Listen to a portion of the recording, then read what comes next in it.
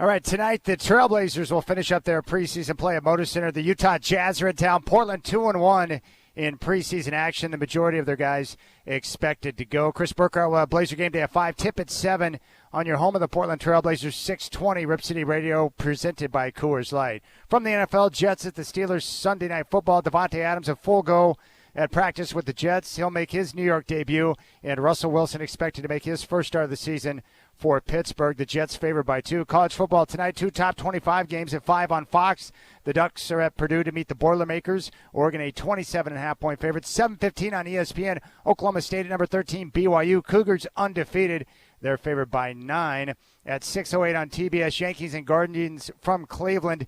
Gill and Williams, your pitching matchup. New York leads that series 2-1. And right now, top of the third in New York, Mets on top of the Dodgers 3-1. They're trying to avoid elimination.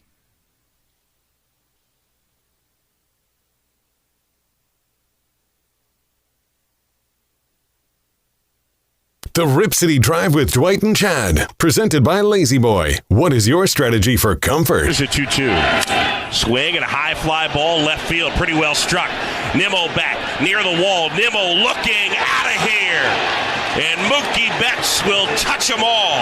Big night for Mookie, and the Dodgers have opened up a 7-2 lead on a towering homer by Betts. No, I can't really describe it, but I felt pretty good. You know, it's good to feel good. It's good to help the team. And pitching did amazing. Keeping them off the board, really. You know, it was fun. Javonte to his right, to his left. He hands off Javonte to the 5, and he walks into the end zone with a Denver touchdown. Untouched. Hands it off to Javonte at right guard. Javonte squares and leans to the goal line, and he's got a Denver touchdown. Javonte Williams from 5 yards out, his second rushing touchdown of the night, first 2 of the season. The Broncos come to town, and they soundly beat the New Orleans Saints by a final score of 33-10.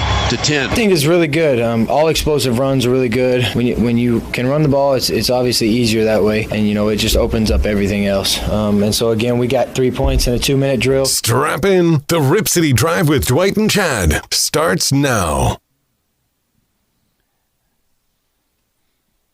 Oh yeah, it's Friday. What's going on, my friends? Rip City Drive with Dwight and Chad. We're live here at Motor Center at Section 330 at the Pines. And Godfather, right across the way, we have a knot spot. The problem is the soft pretzel machine is empty, as is the popcorn popper. But there is a nice cooler with a lot of fresh Diet Coke in there. And if you can pick a lock, I'll be happy to go over there with you so we can get ourselves a nice, refreshing beverage. No, I don't think I can do that, Chad. I used to think I could pick locks, but no, I wouldn't even attempt it. Now they've gotten too sophisticated. I don't think that lock over there is sophisticated. Yeah, could That's be. That's your old school master lock right there. I'll tell you what, though. I'd be tempted. If there were any hot pretzels in there, I'd be real tempted by that. I'd hit one. This is my first sweater that I've worn in months because it was cold outside, so I'm adjusting to the changing weather, unfortunately. But tonight marks a brand new era in Rip City where the Trailblazers are playing their preseason finale here at home against the Utah Jazz. You can watch it on Blazer Vision. Of course, you can listen on your home of the Portland Trailblazers, 620 Rip City Radio. But they're going to be on K2, channel 2.2, which is technically charged. But now everyone who could not find them last year or didn't want to pay the extra price to be able to watch their games can now watch it at home for free with a very simple digital receiver. That's pretty awesome, and tonight will be the first night. So tonight, for free on 2.2, which is part of the K2 affiliates, which is charged. And then when you're done watching the basketball game, you can settle in for some other programming because they have some good shows on charge. They do, yeah. Chad, I would just tell people, too, you know, I'm not a technical genius by any means, but if you don't have that digital antenna, hey, just take a few minutes and run down to Fred Meyer or someplace like that.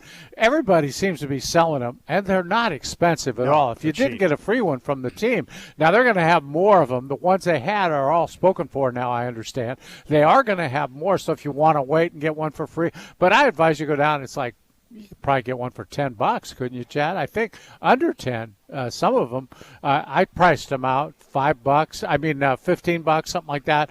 So get one of those. Anybody can hook it up. Real easy to do, and you don't need to put it on the roof or anything like that. Just put it by a window if you can, and you'll get the games for free all season long. Even the Godfather was able to install his digital antenna. Even that's saying something. I did price him out.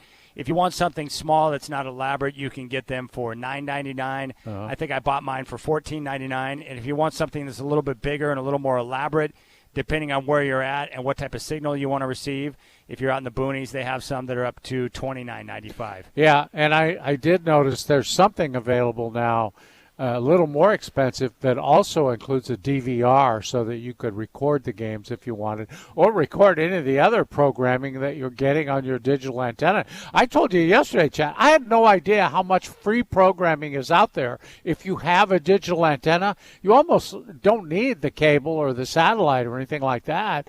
You just get one of these digital antennas. There's how many channels you think, Chad? 40? Something like that? There's more than that. Really? Yeah, 40 plus for sure. And I watch them all the time because I have in my room, I've got the digital antenna, so I watch the television programming every single day, every single night. I've got YouTube TV, but I enjoy watching the digital antenna because it's free. The picture's really good. But I'm a big fan of like older television programming and older cartoons, so I can pick and choose whatever channel I want. And then I watch them for free. I think it's genius. Very easy. You can also get the local stations on there. They're up there, too. Absolutely. Yeah. So kind of takes care of most of your television needs right there in one spot.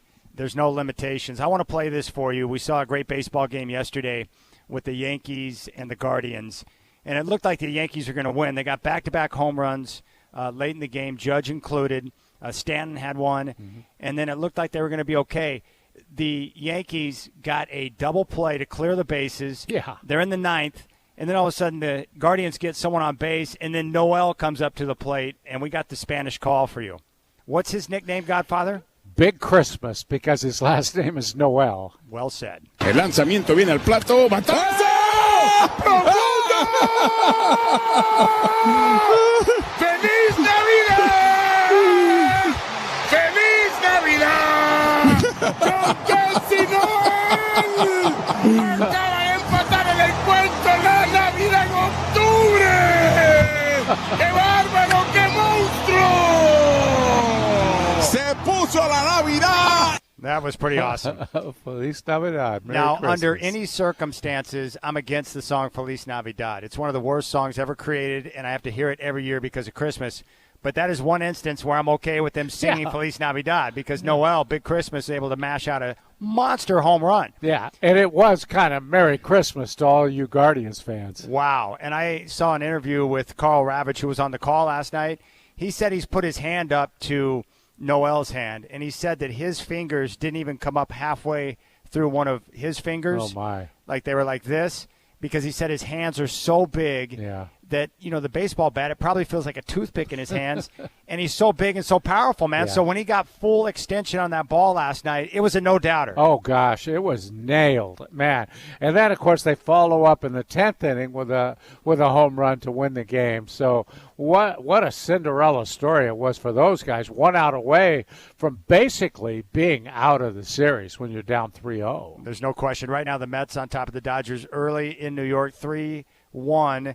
If they win, they'll push it back to L.A. for Game 6, and then we'll see if they can force a Game 7. But L.A. in control of that series after hammering them last night. And once again, multiple guys, including Ohtani, getting busy with the offense. Yeah, they've hung around the playoffs long enough. They're starting to hit. You know, I think when you draw that bye, you get a little stale, you get a little rusty. But if you can hang around long enough, the bats come back, and theirs have. And you know, they got singles hitters, they got power hitters, they got some speed on the bases. They've got just about what you need on offense. All right, last night, Thursday Night Football, had to be rough for Saint fans. Their team is beat up with injuries, and their former coach, who dropped them like a bad habit, Sean Payton, comes back to town with the Broncos and just absolutely demolished them 33-10. The Broncos did it with defense, and they did it with their running game. They had over 200 yards rushing. Bo Nix contributed 75 yards on 10 carries. Javonte Williams, 88 yards on 14 carries. I had someone reach out to me today and said, hey, you got to be happy with the way Bo Nix is playing with the Broncos right now. And I'm like, well, I like the winning, but I haven't seen that much from Bo Nix because he hasn't played well. And I thought last night was a perfect example where he finished the game 164 yards passing, no touchdowns, and no interceptions. On the year, he's got 5 touchdowns, 5 picks. He's averaging about 183 yards a game passing-wise. So I don't know what Duck fans want me to say. That Bo Nix is the greatest, and I think he's the next John Elway. He's definitely a franchise quarterback. Yeah, they want you to say that. That's what they want. Yeah. But I don't know what he is yet, Godfather. Yeah. I just know that through 7 games, he has been less than impressive. Right. Watch, and these are guys who study the film, they know quarterbacking, and they've been paying attention to every single snap he's taken so far in the NFL. The issue with Bo Nix right now, and he missed a couple of guys badly last night, a few different things. One, when he scrambles, he's obviously a great athlete and a great runner, and they had designed runs for him last night. They're trying to take advantage of that because that's a way a rookie quarterback can help a team win games as he's learning how to play the quarterback position as he uses athleticism. So they did that. A lot of times so far, he's quick to get his eyes not downfield to look for open receivers when he's in scramble mode, but he's looking to run. And if he were to use a little more patience, there are receivers that are coming open, right, but he's not taking the time to glance downfield before he commits to the run because he's so athletic and he knows he can use his legs. So that's one issue. The other issue, and this is technical stuff that I don't understand, but I kind of do because I'm a golfer and understand certain things about the swing. But, when it comes to passing the football, there are certain mechanics you have to be accurate on a regular basis. Completion percentage is not the same thing as accuracy. A lot of people will look at a completion percentage and think, well, he's accurate. Well, if you're throwing little dump-off passes, you could have a high completion percentage, but that doesn't mean you're accurate, especially when it comes to making layered throws over the top of a linebacker in front of a safety in the NFL.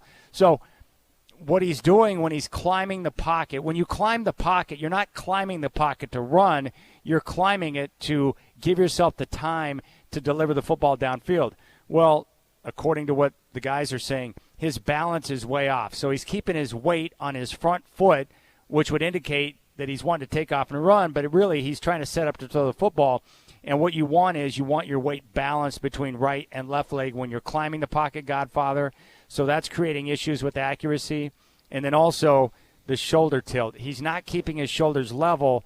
They're tilted upward. And the problem is, and we're seeing this on a number of cases with him where the ball's sailing, and that's because his shoulders don't have the proper tilt, so when he's delivering the football, it's coming out high. So I guess what I'm trying to say is that he's not looking anything like the Bo Nix we saw at Oregon in terms of his passing numbers because of these mechanics that he's got to continue to work on. Yeah, see, I totally understand the balance thing, Chad. It comes from other sports in my mind. The idea when you're throwing a baseball, there has to be a weight transference from back foot to front foot. Same when you're hitting a golf ball. There's that transference that gives you power when you throw, and you can put a little more mustard on it when you get that kind of weight behind your throw.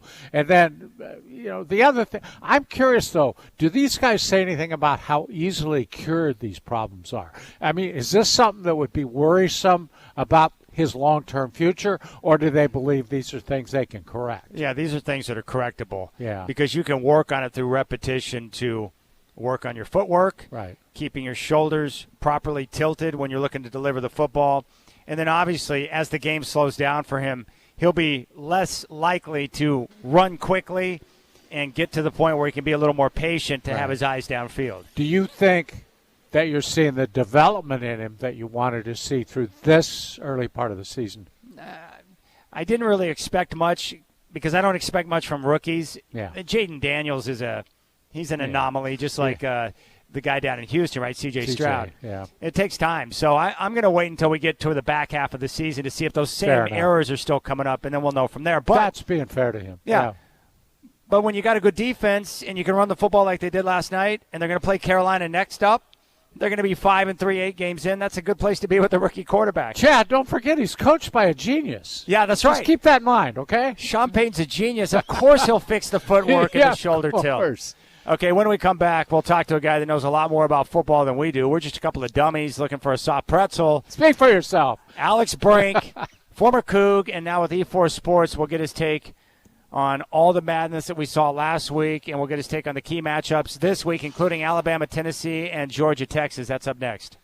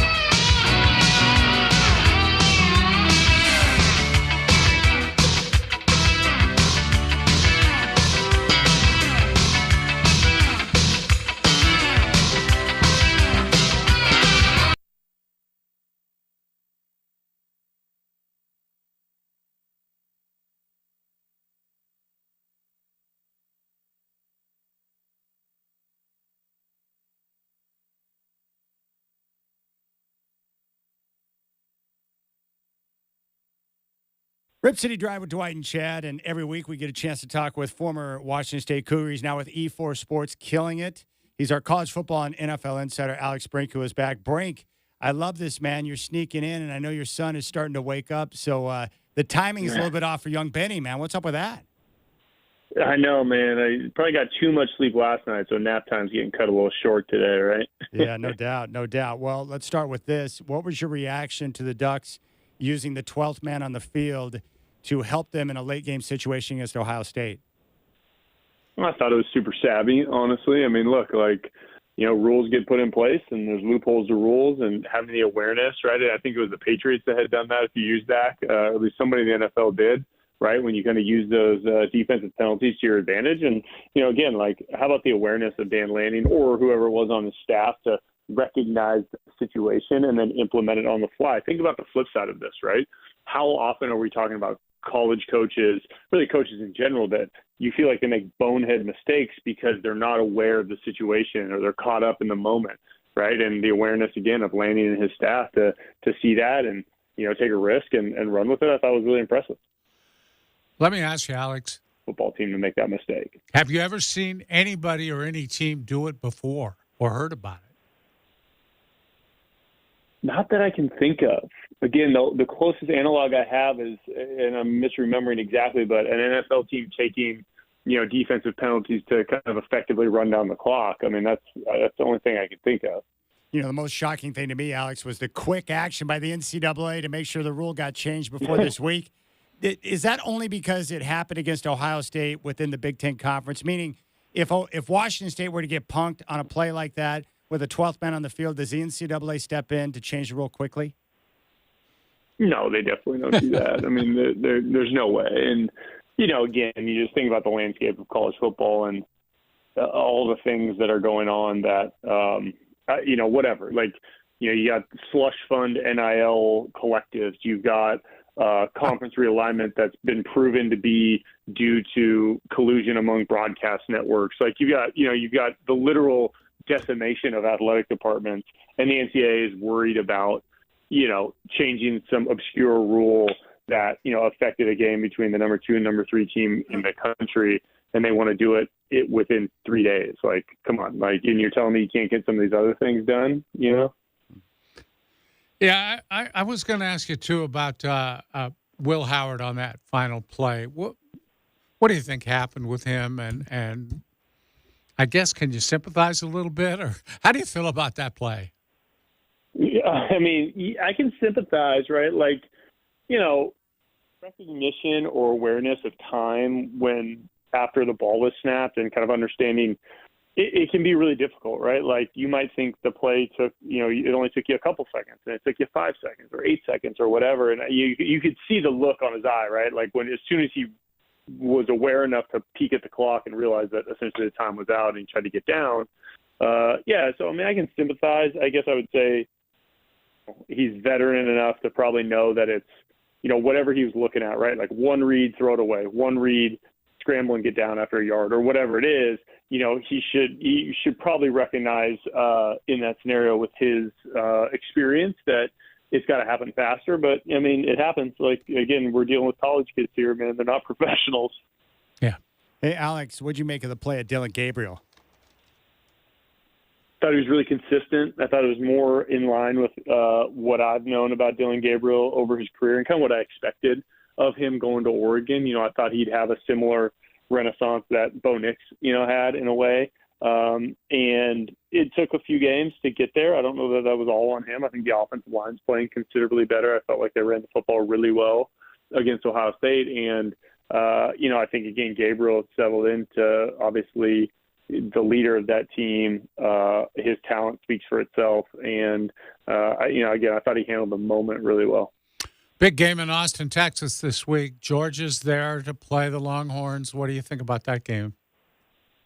Yeah, it's a SEC game, first of all, which is, again, this year feels like a year first in a way of a lot of these things and how you would think, right, going into this game, paper kind of in past experience, Georgia's going to be the more physical football team.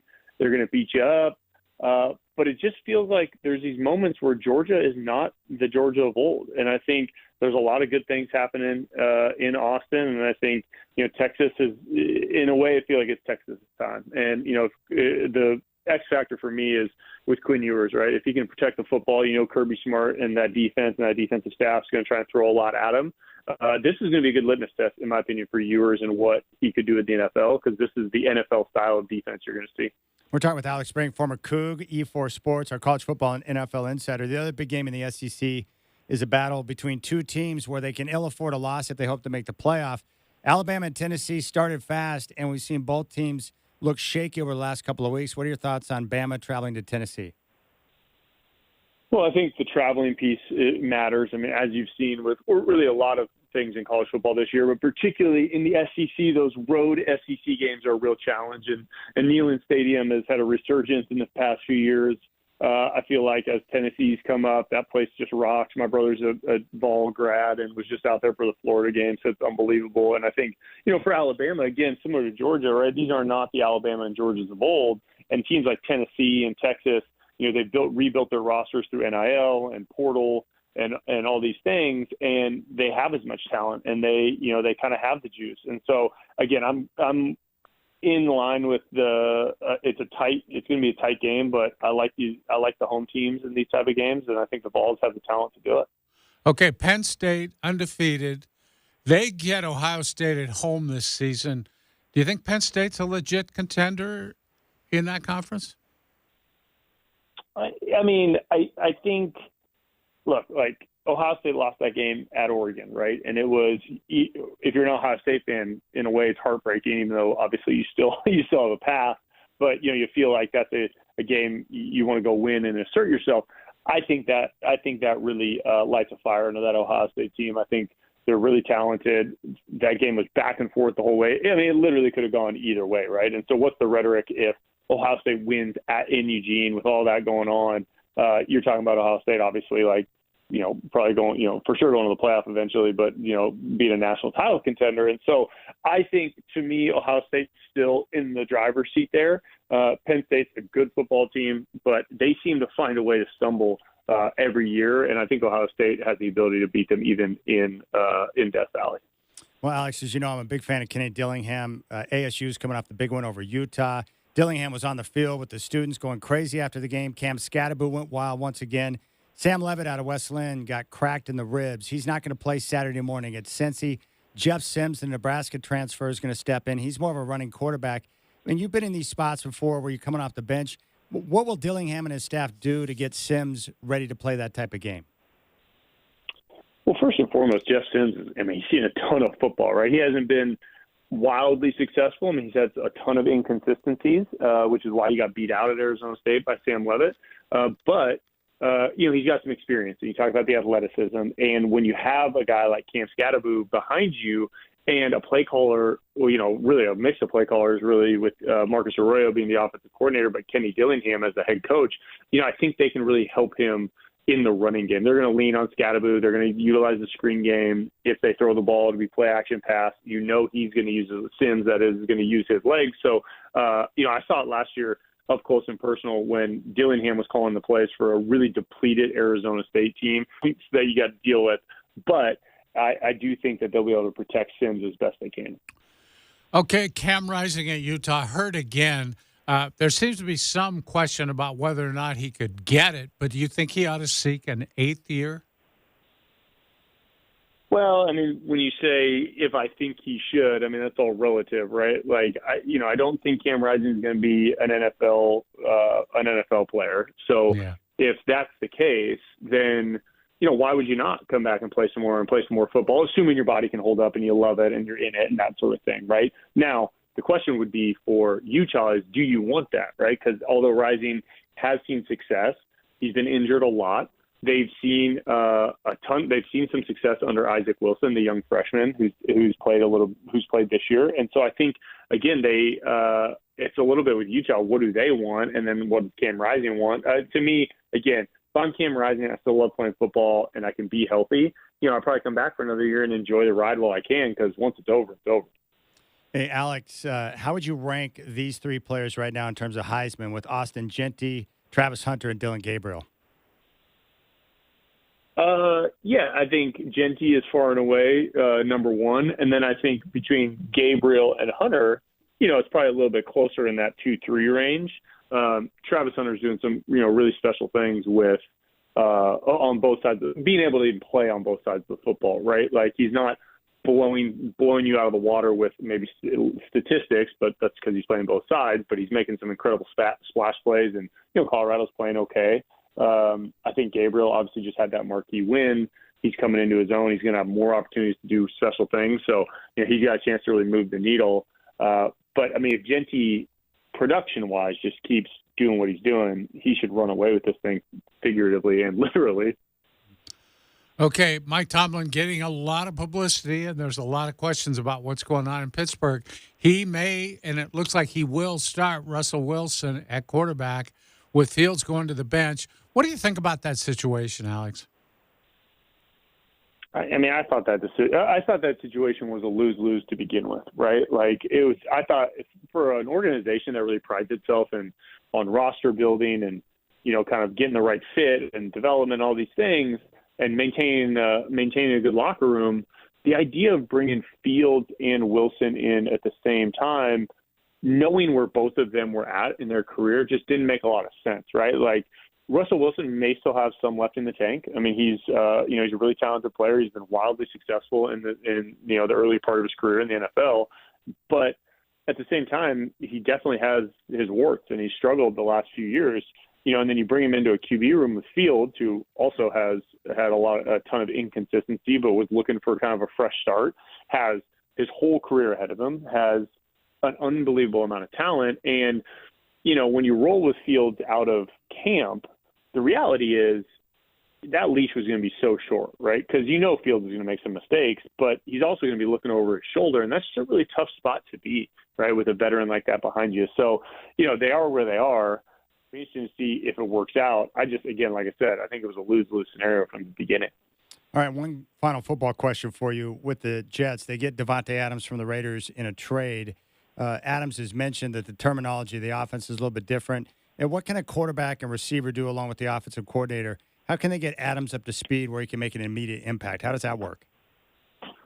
It happens pretty quick because although the terminology is different, a lot of times the play design and the concepts are similar, right? So in my experience of bouncing between teams and trying to digest playbooks, you start to kind of initially it's this play, they call this play Raider, but I used to call it Sale, and then you just start to associate it that way, and then eventually you understand their terminology. Really, what you're trying to do is when you're in the huddle, A-Rod's going to go to him and say, hey, man, this is like our old sale pattern, right? And then he'll immediately know what it is, right? And so you're trying to get him, at least early on, to associate it with things he already understands, and then he'll quickly pick it up. I mean, look, that guy's a pro. He's been in the league a long time. Him and Rodgers have a great rapport. So my assumption is that it won't take long, if any time at all, for him to be a productive player for the Jets.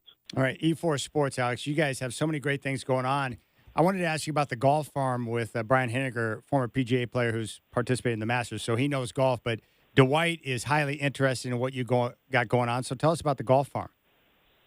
Yeah, man, we are super excited to partner with Brian and Amy over at the Henniger Golf Farm. They've been in business for 5 years.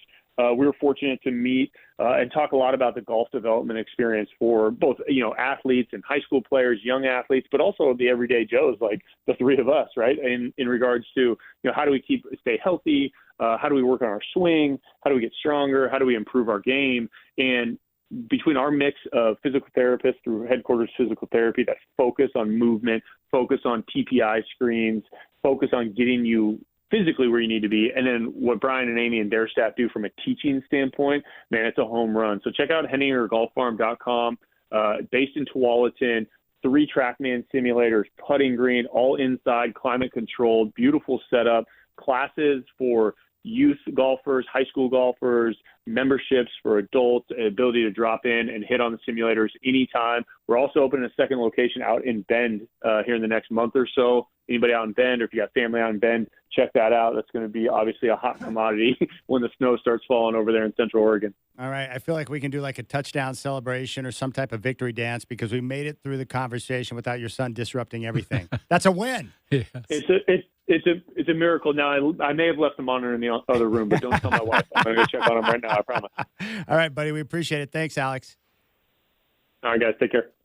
Well, Godfather Brink agreed with you that in regards to Davante Adams, I hadn't even thought about that type of communication, the way you can relate it to things you used to do in Green Bay. It shouldn't take long for Adams and Rodgers because of their connection for him to get going in that offense. Yeah, yeah. And I think there's a certain instinct between the two. They work together so long that sometimes you just get a feeling about what the other guy's going to do. And he reads you and you read him. They should be successful right away, I would think. Well, think about this. I mean, Adams obviously needs Rodgers because he's going to a brand new team with a new offense. But Rodgers has only played a handful of games since he came back from the injury where he didn't play last year. Mm-hmm. So they're going to help each other out because that communication or nonverbal communication when they're at the line, Rodgers can look at Adams and they know exactly what the other's thinking without it having to be spoken. He doesn't have that with anyone else on the offense. Yeah, I heard that Mayo Clinic wants to have a talk with Adams just to find out how that hamstring that was keeping him out of action in Las Vegas has healed so quickly that he's able to get on the field in New York. The other thing, too, is the Heisman rankings. Like, I think Dylan Gabriel's a legit Heisman candidate. Sure. But I think this is one of those years where I don't care if he plays at Boise or not. The numbers that Genty's putting up, if he continues to put up numbers like he is right now for the rest of the season, he will win the Heisman Trophy. The numbers he's putting up they're Barry Sanders numbers. That's how ridiculous they are. They're that good. Well, the one thing that helps him, I think, is that they did play Oregon, and he did produce against the Ducks. Yes. That gives him credibility that he probably wouldn't have had, if they just played that normal schedule that they might have played before. And the one thing voters will keep in mind, too, that he's putting up sick numbers, and in a lot of these games, he's not even playing a full game. True. I mean, the game last week against Hawaii, I was just curious before I flipped it over because I was watching Colorado and Kansas State at the end of that game. So I just pulled it up on my phone. He almost had 100 yards, and we're like midway through the first quarter. And I'm just like, wow. I mean, he is he's like a pinball machine. He's putting it out there. But I think what we're seeing now, and this happens with better TV coverage for different teams and stuff, but so many people have seen him play, even though he's at Boise, that, it's pretty eye-popping in terms of what he's done running the football. Yeah. Back when Barry Sanders was doing all that damage at Oklahoma State was not on TV all the time. You couldn't just pull up an Oklahoma State game unless they were playing Oklahoma and Nebraska. And sometimes in those cases, you couldn't find that game across the country. Yeah. So the visibility wasn't quite the same, and yet he was able to get the job done. Yeah, and Genty's actually ahead in a lot of categories of where Sanders was statistically. Yeah. And amazing.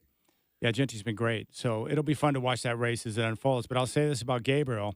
If what we saw last week against Ohio State is the beginning of what the rest of his season's going to be, and let's say he faces Ohio State again in the Big Ten championship game and puts up another big performance, he's going to put himself in a position to grab the Heisman. He'll have a chance. Well, I think at least he's going to make the trip.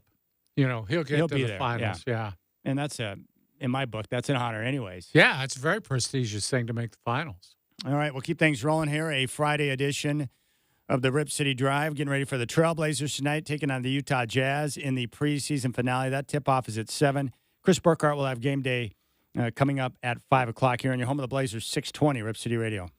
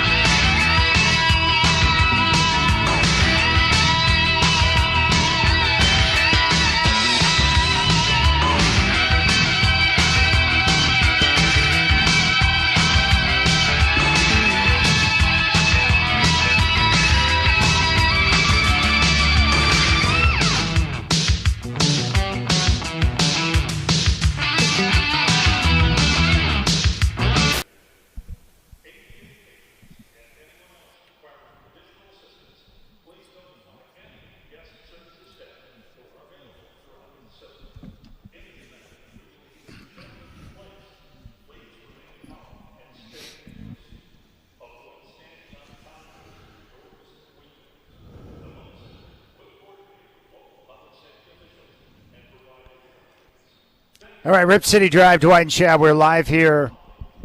Section 330 at the Pines here at Moda Center, getting ready for the tip-off tonight. Blazers and Jazz, tip-off at 7. Chris Burkhardt will have game day starting at 5 o'clock. It's presented by Coors Light. This is the preseason finale, and then the Blazers will get a few days off before they kick off the regular season. Wednesday, which is the 23rd, the Warriors are going to be in town with Steph Curry, Draymond Green, and company, and tickets are still available. You can get those at trailblazers.com. And they're going to have a T-shirt giveaway night, a sweet red Rip City shirt courtesy of Moda Health. So join us here at Moda for the opener on Wednesday, and that's where we got cracking. And outside of that, we're going to talk with Danielle Williams, who is the Trailblazers coach for all of their youth activities, and they got some camps coming up. She played her college ball at Indiana, which is big time, and she'll join us coming up at 4:20. And I've got to ask her about this fun little fact that I learned about her. So we'll hit her with that coming up at 4:20. Really? You've got a fun fact? I do, yes. So I want to know if it's true or not, because sometimes you read things, and just because it's on the internet doesn't mean it's real. No. Yeah. Really? Yes. I did not know that. Yeah, so I like this game you were just telling me about that when you play. You always wake up at least once in the middle of the night. Yes, I do. And when you do, you like to guess what time it is. Mm-hmm. How accurate have you gotten at guessing the time over the last few years? Well, since I do it every night, I've gotten pretty good. You kind of get a feeling of it, like, yeah, I'm not that tired. I'll bet it's, I probably slept quite a while. And I'll guess, it's probably about 5:15. It's 5:30. Okay, I go back to bed and sleep a little while longer. You're within the proper range there. What's bad, though, is when you wake up and it's like 11:30, and it's like, wait a second. You mean I've only slept an hour? Yeah. That's all I slept? It's so bad. Yeah. I've gotten to the point now, I don't trust it when I have to be somewhere, but I can tell myself as I'm lying in bed before I fall asleep, okay, you have to wake up at 7:30 or 6 or 8 o'clock or whatever the time might be, and then my body will wake up at the time I need it to. I can't explain it. I don't know how that works, but there's something going on in the subconscious where it's reminding you, hey, you got to be up. We got things to do. Yeah, some people are really exact and able to do it almost right on the dot. The one thing I would say, Chad, if I have to get up earlier than usual, that's not a good night's sleep for me. I have trouble getting to sleep when I know I have to get up earlier than usual. It shouldn't be that way, but I think it's nervousness about, will I wake up? Yeah. Is that alarm going to go off? What is the deal on that? So I usually set the alarm twice just to make sure that, one at 5 and one at 5:15, something like that. All right, so we got the baseball playoffs going on. Right now the Mets are hammering the Dodgers 9-2. This is Game 5. Dodgers lead the series 3-1. If this score holds, it'll force a Game 6 back at Dodger Stadium, which will come up on Sunday. I'm surprised that this outcome is playing out like this. I didn't expect the Mets to come out and put up 10 runs on the board and hammer the Dodgers today, but still advantage LA because they go back home. They just need one. They get 2 games at home. Yeah, they have 2 more chances after today. So I think they should be okay. They'll play better at home. Weather will be warmer, all of that. It looks chilly back there to me. How will the Yankees respond after imploding yesterday in the late innings in a game that looked like they had won, and then Noel killed them with that home run, and they go into extras and lose it? Well, if you listen to all the commentators, they'll say, well, now Cleveland has the momentum. Yeah. Yeah, which I think you and I are the only ones in the world who do not believe much at all in momentum. You can't prove it. Well, there's nothing there. I mean, Earl Weaver was the greatest manager ever, and he used to say, momentum is tomorrow night's starting pitcher. Yes. And that's the truer words were never spoken. Well, think of this. If momentum were true, then the Padres should have hammered the Dodgers in Game 4 and moved on to the NLCS because they had all the momentum going into that Game 4, and the Dodgers were throwing a bullpen game. Well, the only time anybody says momentum, look at the momentum, is when one team gets beat and then just quits on the next night. That's not momentum. That's just one team giving up. Yeah.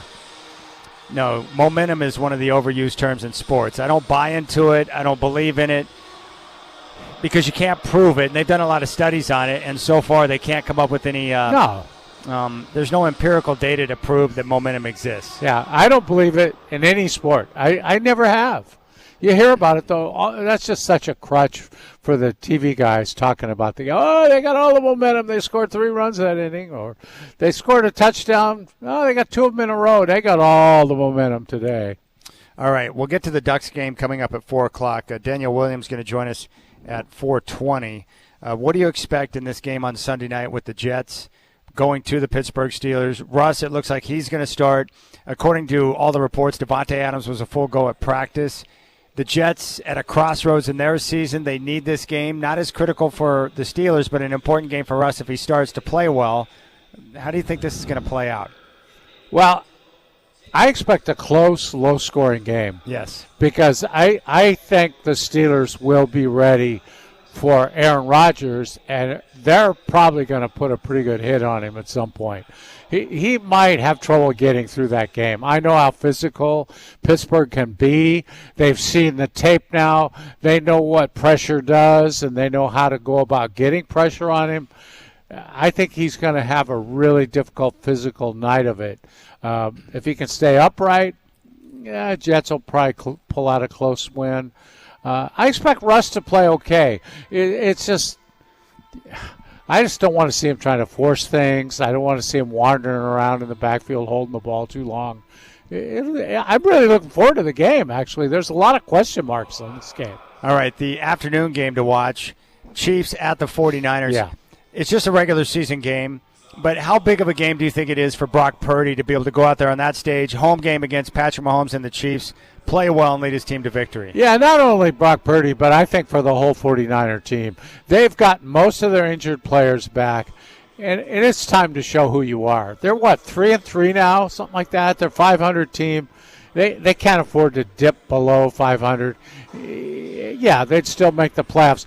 They're talking, I mean, right now, if you're the 49ers, you want to win a division. You still want to try and get home field as much as you can. You don't want to have to go into Green Bay and play or in Detroit. The playoffs. Or Detroit. You're absolutely right. Yeah, those are places to avoid. And so you got to try to concentrate now on winning most of the games left. All right, when we come back, we'll take a look at the Ducks. They're going to be in action tonight, Friday night in Purdue, to take on the Boilermakers. They're favored by 27.5. Do they have anything to worry about there? We'll discuss next.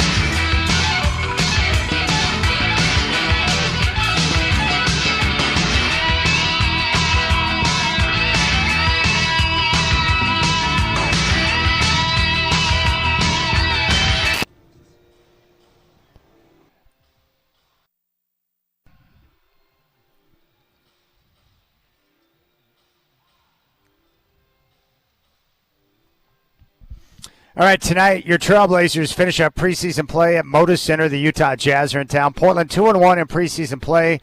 The majority of their guys expected to go tonight. Chris Burkhardt will have Blazers game day at 5. Tip-off at 7. It's here on your home of the Blazers, 620 Rip City Radio.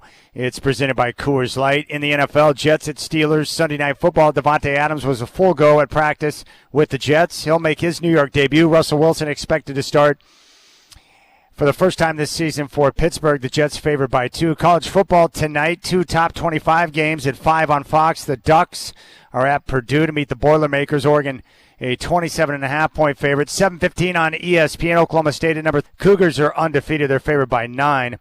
Checking the Major League scoreboard right now. The Mets lead the Dodgers 10-2, top of 5 in New York. If that score holds, they'll go back to L.A. for Game 6. Yankees Guardians, Game 4 at 5:08 on TBS.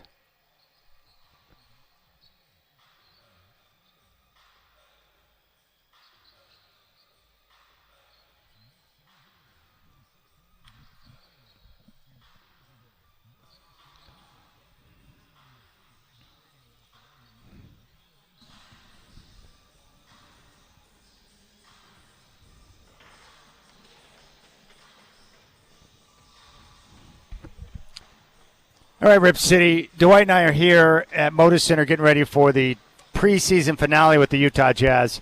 My man Chris Burkhardt will have game day coming up at 5. Tip-off is at 7. And then the regular season opener against the Warriors on Wednesday. Tickets available right now. Go to trailblazers.com. There's going to be a T-shirt giveaway courtesy of Moda Health. So come out and join us for the Warriors and Trailblazers on Wednesday with Steph Curry, Draymond Green, and the rest of that crew in town. Danielle Williams, youth basketball coach for the Trailblazers, is going to join us coming up at 4:20 to talk about some of her camps. We'll get her take on the WNBA coming to Portland, on what she's seeing in the WNBA finals. She played her college ball at Indiana, and I really enjoy talking hoop with her. So we'll talk with Danielle coming up at 4:20. And then if you want to reach out to Dwight on social media, you'll find him there on X at Dwight James. You'll find me there at Chad in Rip City. And then tonight we have 2 top 25 college football games. Late kick on ESPN at 7:15. Oklahoma State at BYU. The Cougars, number 13 and undefeated. So my dad's going to be watching that game, probably bitter midway through the first quarter because the offense for the Cowboys has been very bad. He's not happy about it. Yeah, BYU's not too bad either. They've been one of those teams like Arizona State, picked to finish at the bottom of the conference, and now they're playing terrific football. Mm-hmm. Coach Sataki does a heck of a job with that program, and they've looked dynamic. They've already whacked Kansas State. They've won at Baylor. Get another big game tonight against Oklahoma State, so I've been impressed. Now the Oregon Ducks will be in Purdue to take on the Boilermakers. They're favored by 4 touchdowns, Godfather. So I don't think the outcome is really in question.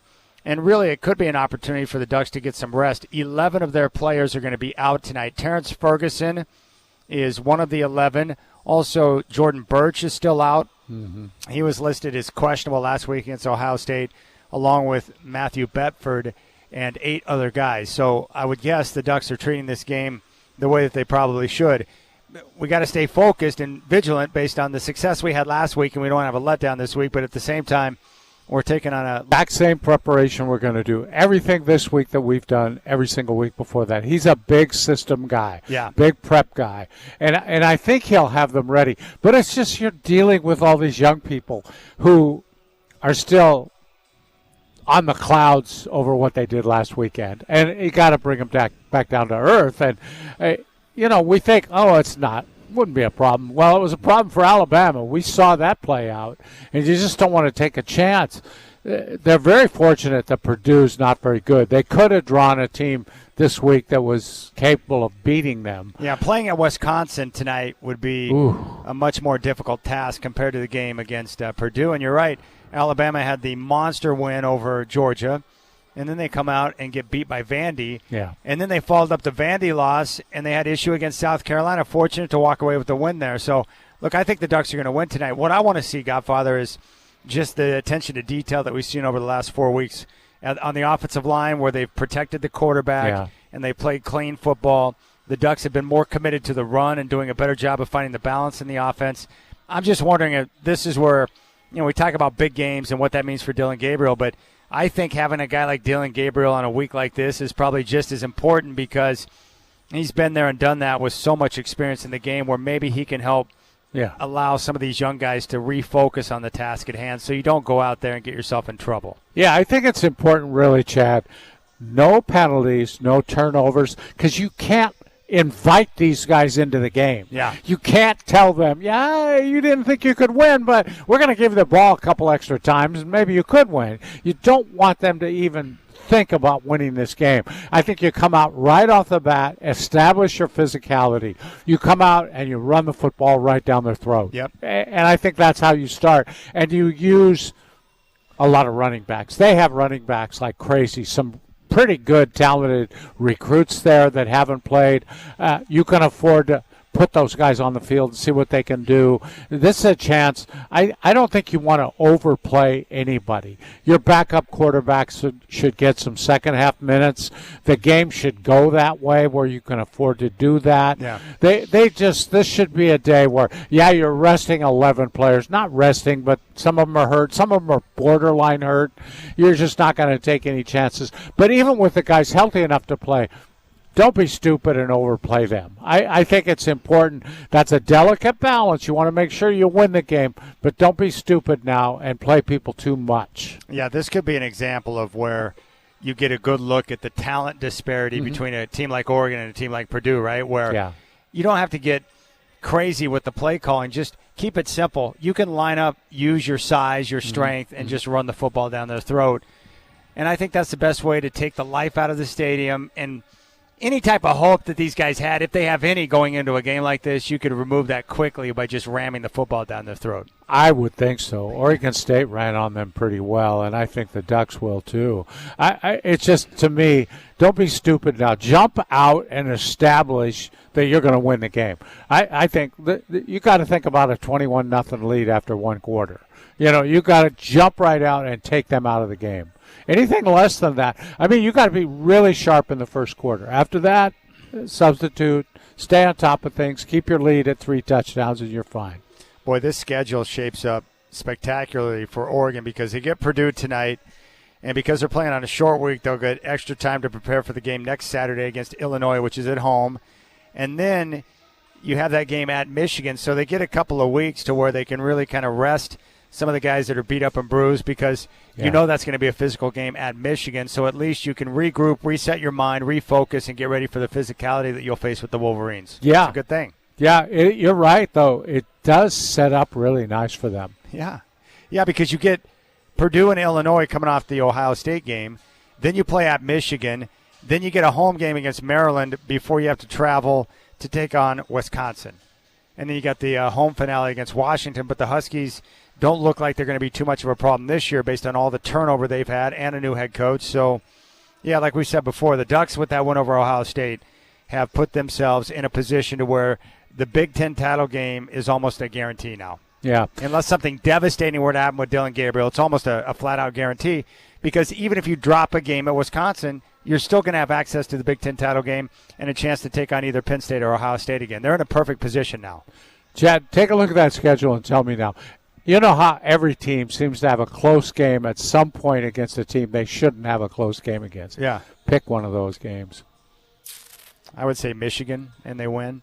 Michigan can't throw the football, but they're physical enough at the point of attack to give the Ducks offensive line trouble. Right. So that would be a close game where the Ducks will be favored, but they find a way to escape with the win. And then the only potential loss I see would be at Wisconsin. But outside of that, I would say the Michigan game because, again, it's a game of matchups, right? So the Ducks offensive line, which has played better, I think would struggle against the defensive front, which is in Michigan is as ferocious and physical as you're going to find in the conference. Yeah. Yeah, I think but they can't throw the football either, which is a big problem for them. Yeah, yeah. The tough games, that's when you need your offensive line to be healthy. You want to make sure those guys are all upright, ready to go. Now, for those who didn't watch, and I would imagine that would be most of you because you were getting ready for the Ohio State game last week, but I did watch the Wisconsin-Rutgers game. And Wisconsin is taking some time to get going this. You can give valuable rest to guys who need it. For sure. Because health is going to be just as important as just about anything else as they get later in the season, especially when you got a rematch coming against Ohio State or you got to take on Penn State. And then you move into the playoff. This is going to be an extended season, unlike any season we've seen before, with more games with the playoffs. And that means health is going to be critical for all the teams looking to contend for a title. Yeah, you look at 12-game season and then think about having to maybe play 4 more after that. It's crazy. That's a war of attrition. That's a war of attrition. And that's where the teams like Oregon, like Texas, like Georgia, like Bama, like Ohio State, who have more quality depth, they're going to have a better chance to excel. So, again, we point back to Dan Lanning and the recruiting work that he's done, bolstering different areas of the team, having more talent, guys that you can lean on in case you get into a pinch with injuries, and still being able to go out there and compete and win football games. It's critical. Yeah, I always hear about depth, and everybody wants to have depth. The point is, though, you have good players behind your starters, but those guys are starters for a reason. Yeah. And every time you have to plug somebody in their spot, I have a hard time believing that you're not going to lose a little bit. You always do. You always lose a little bit of something because they're not quite there yet, and that's okay. At some point, those guys will have to step in and kind of learn it. But you're right. If Dylan Gabriel gets hurt, they have a good backup in Moore, but he's not Dylan Gabriel with all that experience. I have a hard time believing that Moore is ready to go not in at a the high-powered level. pressure game. Yeah, not at the level of someone like Dylan Gabriel. And there are certain, like last week, they didn't have Birch, who's one of the best defensive linemen in the country, but they had other guys step up and get the job done. Mm-hmm. But you're going to want Birch. You want guys like Birch. You want your top-line guys if you're competing against Georgia or Texas or Ohio State when you're trying to win a championship. No, I would even go as far to say you got along without him against Ohio State. If you need to rest him through the whole regular season, whatever it takes, do it. And get Bedford right as well, yeah, so that he can be a contributor on the offensive line. All right, Danielle Williams is going to join us next. We'll take a look at the work she's doing with the Trailblazers as their youth coach.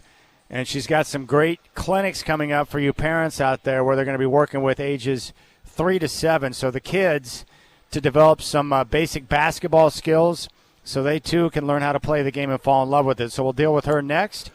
And then we got Chris Burkhart standing by for Blazers Game Day coming up at 5 here on 620 Rip City Radio.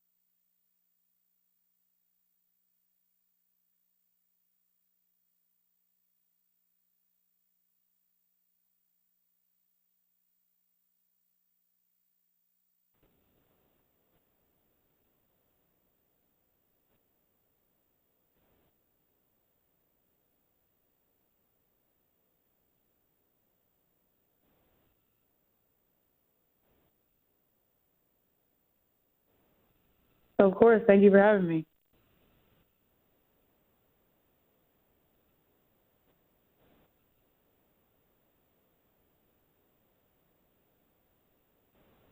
That is true, and still is true.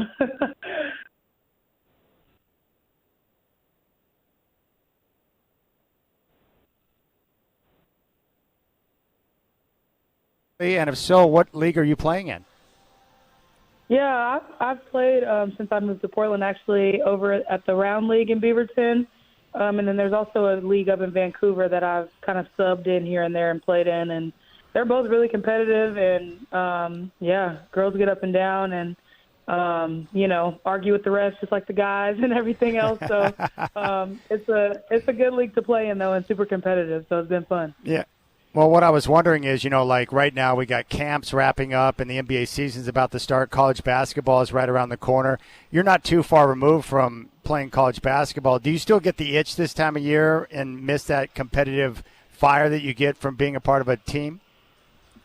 Oh, definitely. Yeah, with the WNBA finals finishing out, and of course with college rolling around, it's an incredible time. And like you said, NBA season is getting ready to start. So always when the leaves change and when the fall air is crisp, I'm ready to watch basketball and just miss playing a whole ton. So yeah.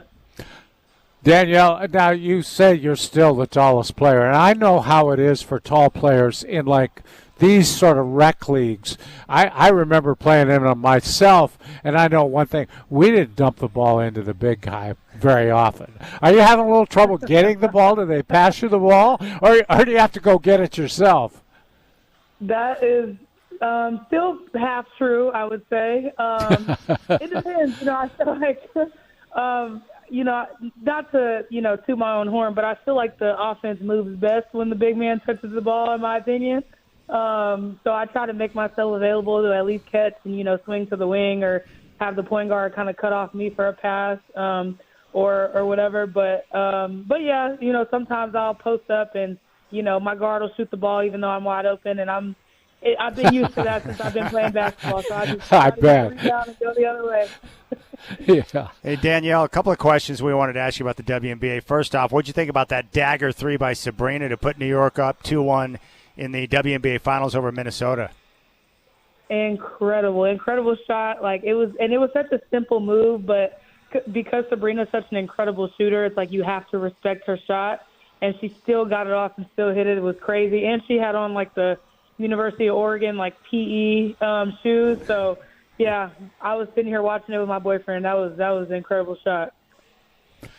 Okay, let me follow that up with and even asking us are we going to be involved? Will we be having youth camps with their program or with their team? And of course, we don't have any of those answers yet, but I definitely hope so. I hope we can, of course, have crossover and do stuff on the youth side with the W team and with the Blazers team. I think would be incredible. But I feel like so many people are excited. Parents are excited. Young girls are excited. So like I said, really just an exciting time for the city and definitely for the league to be growing. Danielle, I noticed that this latest camp is going to be starting with kids as young as 3. And I'm wondering, have you found that you're able to kind of enlarge the scope of your camps? It seems like maybe more now than what we're used to and more age groups and all. And as a secondary part of that question, what it's like to work with those 3-year-olds? It's precious, I will say. Sometimes the basketball is half their body, so it's very cute to see them kind of waddling around with the basketball. But sure. Honestly, we just wanted to introduce a class to, babies, honestly, because you think 3 to 7, they sometimes don't even know how to tie their shoes quite yet, right? And we have them running up and down a basketball court. So it's honestly been the most precious thing, teaching them and seeing them come to class every week and learn a different skill every week and kind of be excited to see us as coaches be there and give them a new skill to learn and work on each week has been precious, honestly. Every time I leave class or every week after every Saturday, I'm just it is the cutest singing thing I've ever seen, honestly. I'll give you a little tip. You talked about not being able to tie their shoes. I started with kids in the 4th grade, and they still had a lot of trouble taking their sweatpants off without removing their shoes. That was a big deal before we could play any games, is helping them take those pants off so that they could play in their shorts. You know what I mean? Yeah, that's why they need those party pants that just rip off like the guys going into the game. That's right. That's right. Yeah. Hey, Danielle, talk to us about how you're teaching the game right now. You know, we see in Europe a lot of player movement and ball movement. We saw that with Ulm that was in town a couple of days ago, where everyone's touching the ball. AAU is different than that. Like, what's your approach to teaching the game to kids of all ages?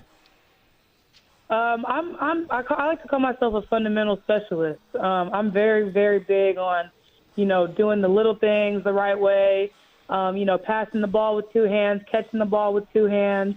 And a lot of times we see kids that want to, shoot threes all day or do a Euro step or a floater, and they don't even really know the correct footwork for, a traditional layup. So I'm very, very big on teaching the fundamentals and having the fundamentals be first. Just because that's how I learned the game, and I feel like that's what works for me. So I love being able to pass that on to the younger generation, and especially with these kids that are 3 to 7, right? Like, who knows how much they are able to actually retain, right? But just even introducing it to them and knowing, okay, hey, when I dribble, Coach Danielle told me to keep my eyes up, and hopefully that's something that they can remember when they continue to play basketball. So just those small, and really fundamental skills of the game, I think, are super important and what I try to teach. You've been doing it for a while now, Danielle. Tell me, what's the most rewarding part of this for you? I think just when the kids, run up after class or after camp and, they come and give me a fist bump and it's like, thank you, coach. And, they're just smiling and excited to be coming back. Or when they come over and ask, when's the next camp or when's the next class? Makes me feel good because that tells me that they enjoyed themselves. Hopefully they learned something. Their parents enjoyed watching them play and getting to learn, and that they want to continue to come back and join another Rip City Hoop class or clinic. So, honestly, just seeing them continue to learn and grow with us, I love that part of it.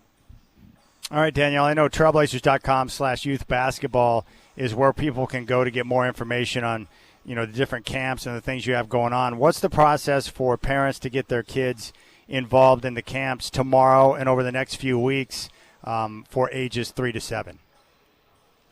Yeah, like you said, trailblazers.com/youth basketball. Also, like you said, the camps and classes will be held over at the Beaverton YMCA, so you can find more information on their website as well. I'm old school. I like just picking up the phone and calling people sometimes, so if you ever want to just pick up the phone and call the YMCA, they have all of our information as well on how to sign up. So, you can really use any of those 3 resources to get more info and get signed up. That's awesome. Have you ever taken the time to maybe consider what your evaluation would have been for NIL now that you're done playing? Oh, have I? That's when I see, kids making millions. I've thought a ton about it. I've thought about if I could reclassify or figure out some sort of way to go back for sure a couple of times. That is terrific. Danielle Williams, the Trailblazers youth basketball coach. She played her college basketball at Indiana.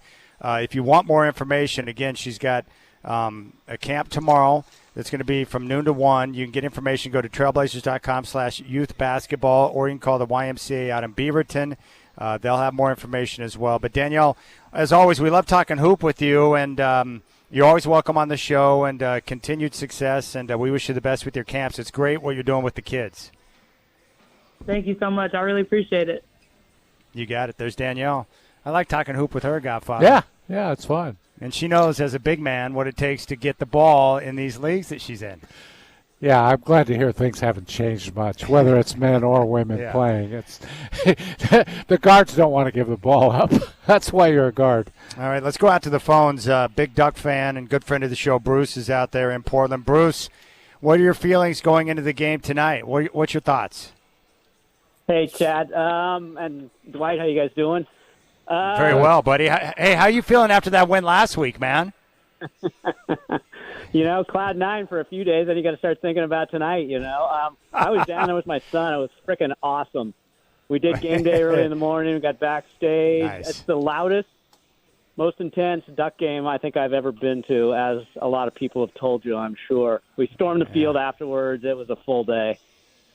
That's awesome. Tonight, I'm hoping we're done. I'm hoping we're covering the spread by halftime. But, my kids heard a lot of stuff. They call them the spoiler makers for a reason. And the other thing he said is you're not part of the Big Ten as a top 5 school until you lose to Purdue. So hopefully none of that comes true tonight. Yeah. Can you imagine being Dan Lanning this week, trying to get the guys refocused after that super high against Ohio State? I think he's got a good group of kids. I think they know what's at stake. There's the big picture at the end of the tunnel. Hopefully there's no letdown. It'll be interesting. I'm glad they get an extra day's rest for Illinois next week, and then the Big House. That's one I'd like to go out to. But I'm more worried about, I think, Wisconsin, like you've said too. Wisconsin at Camp Randall in the middle of November could be tricky. But the beautiful thing is, if you look at the way the schedule sets up, Bruce, if you look at the way the schedule sets up, they might lose at Wisconsin, but they're still going to get into the Big Ten title game. Because they're not going to drop 2 games, barring some type of disastrous injury. Like, that win over Ohio State put them in the driver's seat, man. That was huge. Right, I fully agree. A lot's going to happen tomorrow. You got Texas, Georgia, Tennessee, and Alabama. All, it's going to be a good day tomorrow. So one of those teams could come out with 2 losses. Nothing more that I'd like to see than Alabama with 2 losses and miss the playoff. But we'll see what happens tomorrow. Hey, I want to thank you guys. I called in on Tuesday for Blazer tickets. I won. Yes. Oh, nice. That's right. So you're going to the Pelicans game, or which one you going to? Sunday night. Yeah, the Pelicans. Oh, good, dude. I guess it's their second one. That's good. So you'll get Zion early in the year before he gets hurt. That's I was going to say, hopefully he's still available. Well, hopefully, but by playing Friday night, right, and then again Sunday, who knows? We saw that's right. San Antonio last year when they did the back-to-back like that. Fortunately, we got Wemby on the first night, and I don't think he played the second night. Yeah, that's great. Well, dude, hopefully we'll get a chance to bump into each other when you come down to Moda for that game. That'd be awesome. Yeah, I'll have to try and track you guys down. You'll be up there in the press box, right? Pretty exciting to see what just check. Yeah, I'll be up there, section 113 at some point. Yeah, just come down and check us out. And then we'll be up here, section 330, and Burkhart will be doing game day in 5th quarter. So it'll be great to see you, Bruce. Excellent, man. Thanks, you guys. Doing a great job. You got it. Thanks. Bruce. There's Bruce in Portland. All right, Checker, here's what we're going to do. Let's go to break a little bit early, and then I'm going to try and convince the voice of Moda Center, Mark Mason, to join us on the show. He doesn't want to, and he's shaking his head no, but I'm going to make him do it anyways. He'll do it.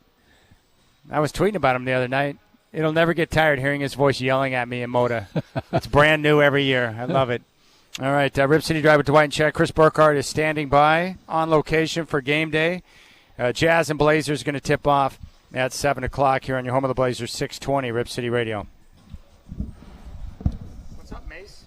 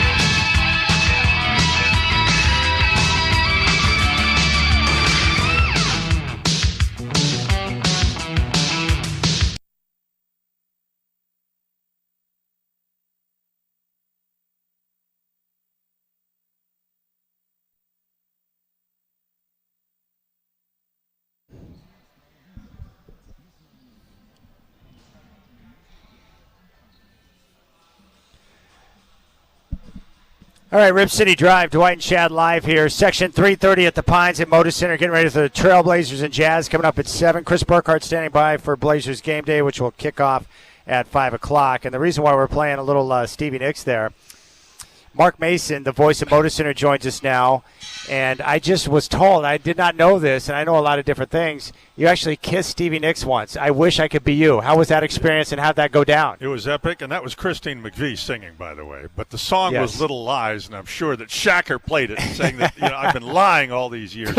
But I'm a gentleman, and I would not dare give you the details. But I can tell you. It was awesome. Epic. Epic. Did she kiss back? She kissed me. Oh, she really? kissed. Yeah, she started the whole thing. Holy cow! I told you I wasn't going to talk about this. Okay. Yeah, that's how it started. It wasn't hard to get that part of it out of you. That's for sure. Well, that's great. I'll say this: she loves tall men. End of story. Let's look at Sorry, Godfather. Mick Fleetwood's tall. So Yeah. Very nice. Well, it's great to see you, my friend. And I'll add this. See, and I shouldn't be talking about this. Yeah, you should. I'm a gentleman. When I told Mick Fleetwood about it, he got mad. I don't think telling him was a good idea. How long ago was this? What year was this? It's like 80s, 70s? 80s. Yeah, no, at the height of Fleetwood Mac. I mean, it was Rumors was out and everything else. It was Talk about rumors. Yeah. That's it. But this is great. Yeah, man. that's all I'm going to say. All right, Mark Mason, voice of Moda Center here. I was wondering when I heard you the other night during the Ulm game, when you come back to start a new season, is there a transition period for you just to get back into the flow and the timing of being the PA guy? Oh, yeah. Yeah, absolutely. And it'll be that way for the first couple of games. Preseason's one thing because we kind of pick up where we left off last season. So there's, we don't add any bells and whistles.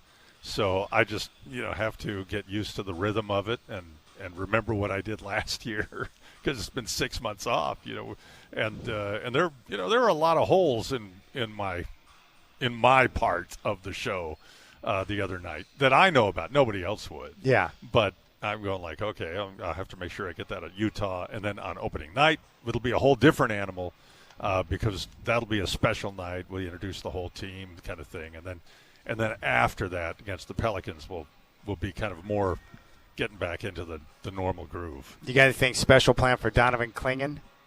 No, I don't. Not yet. Okay. Things like what I do, I hope are organic. Yeah.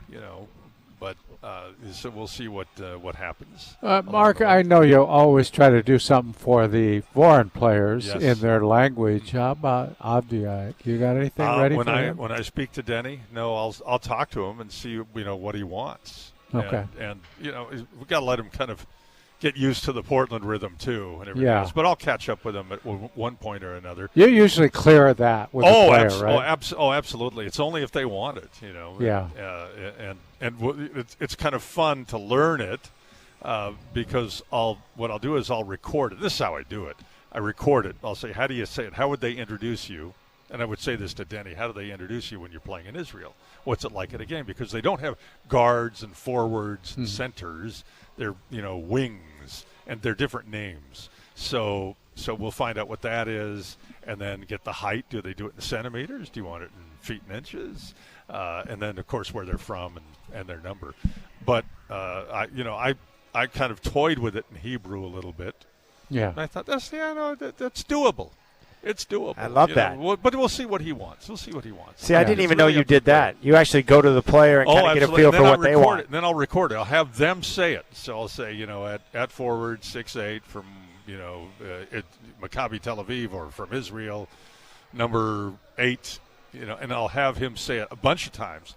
And then I'll just sit there and play it over and over again and just drill it into my head. And I'll write it out phonetically on the script. And then I'll still screw it up somehow. I know my wife gets on me for the French introductions. She lived in Paris when she was young, and she still speaks fluent French. Wow. Oh, she's all over me for when I mess up. She goes, "You're not quite saying it right, after all these years." But I go, it's 20,000 screaming fans. It's hard to hear me anyway, but they get the idea. You talk about your script, and I've seen you with your script. How thick will that thing be when you get to open? Pages.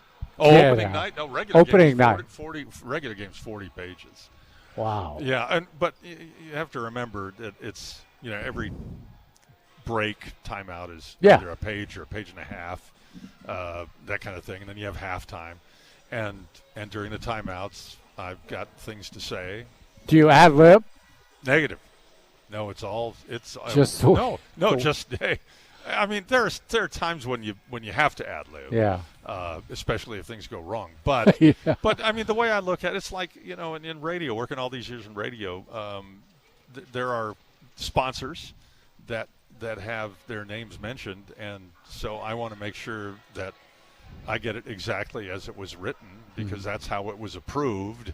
And so now my job is to kind of bring it to life. Yeah. And not overdo it. Maybe just kind of, I don't know. Believe it or not, there are things that go through my head at certain times. Play it up, play it here, play it down here. How many years will this be? This is going into 29. Wow. Just started my 29th year. That's awesome. Did you have any idea? No. At 29 years. No way. No, and there are guys in the league that are doing it longer than me. So, I'm nothing special. Who's number one now, do you think? Is it Lawrence Tanner? Probably Lawrence in L.A. Yeah. I mean, He was doing the NBA Finals for the Lakers when I first started watching basketball back in the 80s. Isn't that something? Laker girls. Yeah. When he says that. Please, no smoking. But that used to be a big one. He and you are my two favorites in the NBA. No. Yeah, Lawrence Tanner and Mark Mason. I know you don't drink anymore, but it sounds. He doesn't drink any less either. It sounds like I'm drinking. Sounds like you're drinking. Yes, that's right. I don't run bases for the Yankees, so I'm fine. Okay, yeah. All right. So the other thing you do that I'm fascinated by is you've got to be correct with the call based on the officials. So how does that communication process work out? They come over to the bench to signal the call, or how does that work for you to know what the call is? In a perfect world, they're usually across the court, so they're just holding up the fingers, number so and so. So you just wait for that, and see what number it is, and I'll shout it out. I'll say it loud to the bench that I sit at, because I'm surrounded by the official scorer on one side and the guy who talks with New Jersey on the other. And I'll just, if it's a foul on, Avdia, then I'll say number 8, or somebody say 8, everybody kind of, I can hear them. Yes. With my open ear, and then I'll go ahead and give the foul. So it's almost like you have kind of a sounding board to make sure that you got the right number before you make the call. If there's a question, if it's obvious, it's obvious, and I can go on. Some of them aren't, though, right? No, it's amazing how I don't even know how the refs do it these days. These guys are so talented. It's so amazing to watch these players, and it's like everybody says, basketball, it's like ballet. It's not a physical game. Baloney. Man, these guys are getting elbowed in the mouth, and arms are flying. They're big and strong, and they jump higher than ever before. So you can't and it goes so fast.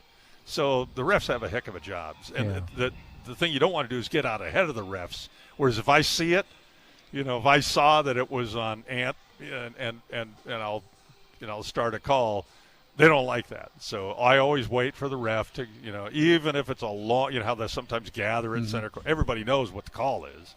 But, to wait until they give the signal. Official. The official. Make it official, and then we go from there. How many games you been down to for the 49ers this year?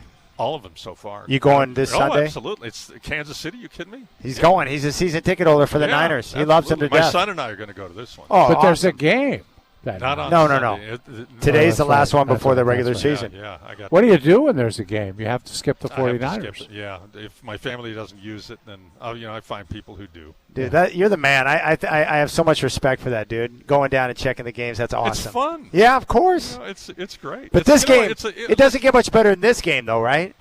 This one's good. Dallas is always fun. Yeah. I mean, Seattle is great. Yeah. But what happens is when we used to live in the Bay Area 20, 30 years ago, we'd leave the East Bay and hours before the game, and the traffic, we'd get there in the middle of the first quarter sometimes. Yeah. Now I fly down San Jose, and it's 3 miles to the stadium. Boom. You grab a hotel, or do you got family down there? No, we fly back same day. You wouldn't believe how many people do that. The plane is filled with red jerseys. Yeah, I'm telling you, I'm going to encourage people. Mason's onto something here. My buddy Steve introduced me to the day trip to check a football game. Yeah. It's the greatest thing ever. You don't have to carry anything with you. It feels weird to get on the plane and all I've got is my wallet, and that's about it. Yeah, a little clear plastic bag with whatever you're going to take. Sunglasses or whatever. Yeah, and you go and you come back. You're home by 10 o'clock at night, depending on where you go. Oh, it's the best. Yeah, it's a lot of fun. We do day trips all the time to places. That's great. So. And they have late flights or late flight enough out after an afternoon football game to where you can catch a flight out of San Jose, no problem. Oh, yeah. Oh, enough of them. Dude, you're the man. The day trip is the bomb. That is the way to do it. Yeah, and if San Jose doesn't work out, you got San Francisco. Then after the game, you go to the city, have dinner somewhere. That's what my wife and I love to do, go have dinner in the city and then take a late flight back. Gosh, that's great. It's got a 10:30 flight, gets back at midnight. That's so good. It's fun. Who do you think's going to win? You like the 49ers this week? I got to like them on this one. Okay. Yeah, I think Revenge? Even though we don't have McCaffrey, but I think Kansas City's got a few defensive holes there in the middle of the field where we've been safe. Take advantage of it. Yeah. Right. Were you called back for NBA 2K? I'm sure we're going to have it again. Yeah. It's kind of fun to have it come out. It's only come out in September, and already, they're scheduling ahead. But I got so many things coming up this year. Literally every road trip, I've got places I got to be. And you can't turn down the opportunity to be on a video game. Oh no, I'll make a. Okay. The first year we did it, I was down there a week. This last year, I was down there a day. Really? Yeah, because it's just they use all the same old names. Sure. And they just add a few. Yeah, you just have to do the new ones. A few thousand liners. That's all you have to do in it. Awesome. You do in a day is a couple of thousand. He's a living legend, Your ladies voice and gentlemen. It's like this. At the end of the day. But it's fun. That's great. It's fun. All right, Mark Mason. Great to see you, my friend. Hey, great to see you. Let's go, Rip City!